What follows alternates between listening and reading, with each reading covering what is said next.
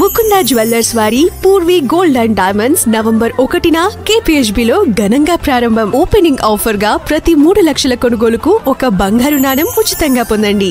టాలీవుడ్ లో నటీనటులుగా వెలుగొందుతున్న వారిలో చాలా మంది సినిమాల్లోకి రాకముందు ఎన్నో కష్టాలను ఎదుర్కొన్నారు. అవమానాలు, విమర్శలను దాటుకుని వచ్చిన ప్రతి అవకాశాన్ని సద్వినియోగం చేసుకున్నారు.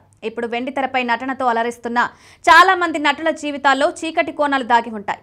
కొద్ది రోజుల క్రితం కొన్ని ఇంటర్వ్యూలలో వారు తమ కష్టాల గురించి బయటపెట్టారు. ఇప్పుడు మనం మాట్లాడుకుంటున్న కమీడియన్ తాగుబోతు రమేష్. అతను తన జీవితంలో ఎదుర్కొన్న సవాళ్లు, కష్టాలను ప్రేక్షకులకు ముందు తెచ్చిపెట్టాడు.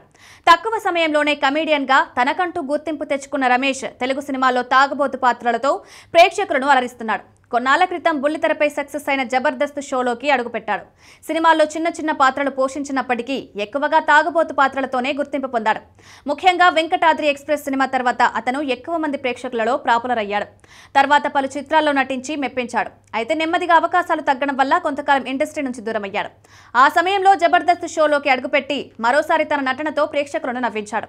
తాజాగా శ్రీదేవి డ్రామా కంపెనీ షోలో పాల్గొని తన కెరీర్లో ఎదుర్కొన్న ఇబ్బందుల గురించి వివరించాడు. నటుడిగా గుర్తింపు పొందాలని సినీ రంగంలోకి అడుగుపెట్టారని, కానీ అవకాశాలు అందుకోవడం అంత సులభం కాకపోవడం తెలిసిందన్నారు. ఎన్నో కష్టాలు, తినడానికి తిండి లేక ఇబ్బంది పడిన రోజులున్నాయని చెప్పారు. బస్కి వెళ్లే సమయంలో 5 రూపాయలు ఖర్చుండేది కాబట్టి 5 రూపాయలతో నడిచే రోజులు కూడా గుర్తుకొచ్చాయని చెప్పారు. అవకాశాల కోసం పగలంతా ఆఫీసుల చుట్టూ తిరుగుతూ రాత్రి వాచ్మెన్గా పనిచేశానని కూడా చెప్తూ కన్నీళ్లు పెట్టుకున్నాడు.